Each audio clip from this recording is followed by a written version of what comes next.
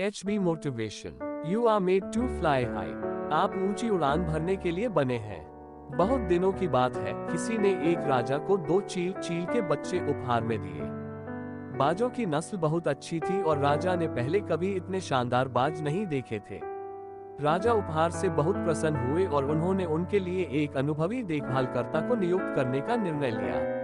कुछ देर बाद राजा ने देखा कि वे दोनों काफी बड़े हो गए हैं और अब पहले से भी शानदार दिख रहे हैं। राजा ने बाजों की देखभाल करने वाले व्यक्ति से कहा, मैं उनकी उड़ान देखना चाहता हूँ। आप उन्हें आकाश में उड़ने का संकेत करें। उस आदमी ने वैसा ही किया।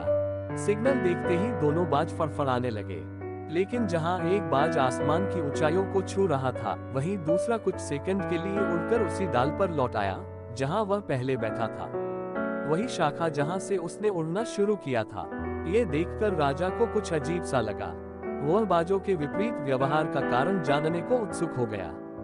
राजा ने रखवाले से पूछा, क्या बात है, जहां एक बाज इतनी अच्छी तरह उड़ रहा है, वहीं दूसरा उड़ने की कोशिश नहीं कर रहा। रखवाले ने उत्तर दिया, हाँ, इस बाज के साथ शुरू से यही समस्या है, वह इस शाखा को नहीं छोड़ता।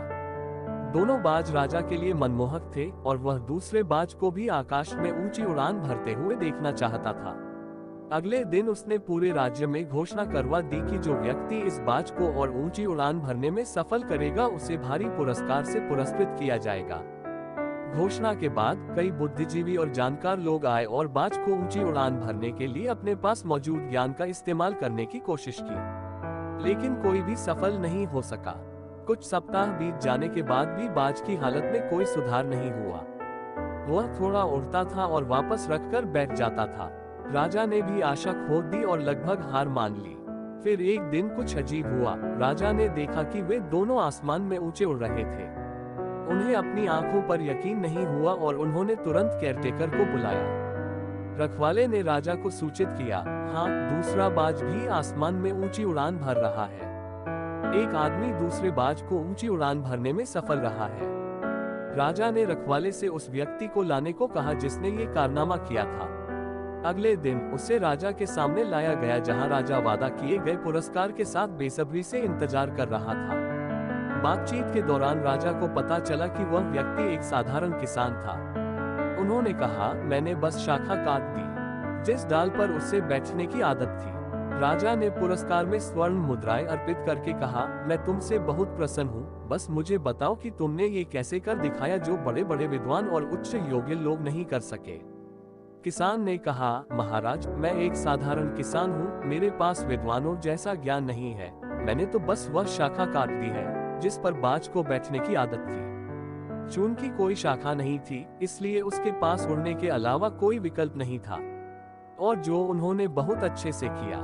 जिस प्रकार बाज को इस बात का एहसास नहीं था कि वह वास्तव में इतनी ऊंची उड़ान भर सकता है और वह हमेशा शाखा पर ही रहना पसंद करता था। हम कभी कभी खुद को कम आंकते हैं और अपनी वास्तविक क्षमता का एहसास नहीं करते हैं। जीवन में हमें कुछ चीजें करने की आदत हो जाती है। हम जो कर रहे हैं वही करते रहते हैं और अपनी ऊंची उड़ान क्षमता के बारे में भूल जाते हैं। हम सभी जीवन में ऊंची उड़ान भरने के लिए बने हैं, लेकिन हम भी चील की तरह अपने कंफर्ट जोन की शाखा पर ही रहना पसंद करते हैं। किसान द्वारा शाखा काटने के बाद बाज के पास अपने आराम क्षेत्र से बाहर आकर काम शुरू करने के अलावा कोई विकल्प नहीं था। तभी उन्हें इसकी वास्तविक क्षमता का एहसास हुआ। इसलिए जीवन में ऊंची उड़ान भरने और अपनी वास्तविक क्षमता को उजागर करने के लिए यह आवश्यक है कि हम कंफर्ट जोन की उस शाखा को काट दें जो सफलता में बाधक बन रही है। जीवन में महान चीजें केवल आराम क्षेत्र से बाहर ही हासिल की जाती हैं। कहानी एक सशक्त संदेश भी देती है कि कभी कभी हम अपनी उड़ान कुछ सौम्य प्रशिक्षण के साथ शुरू कर सकते हैं, जैसा कि पहले बाज के मामले में हुआ था। अन्य समय में हमें कुछ अधिक कठोर चीजों की आवश्यकता होती है, जैसे कि हमारी शाखा काट दी जाती है ताकि हमारे पास अपने पंख फड़फड़ाने और उड़ने के अलावा कोई अन्य विकल्प न हो, जैसा कि दूसरे बाज के मामले में हुआ। जैसे जहाज बंदरगाह के लिए नहीं बना है और चील को डाल पर बैठने के लिए नहीं बनाया गया है, उसी तरह आप और मैं भी साधारण जीवन जीने के लिए नहीं बने हैं। आप जीवन में ऊंची उड़ान भरने के लिए बने हैं। जीवन में परिचित, सांसारिक, आरामदायक क्षेत्र या सुरक्षित क्षेत्र में बसने के अलावा और भी बहुत कुछ है। आशा है ये प्रेरक कहानी आपको सफलता की लंबी उड़ान देगी। ऐसी ही मोटिवेशनल स्टोरी सुनने के लिए बने रहे हमारी @HB मोटिवेशन चैनल पर। Like and subscribe.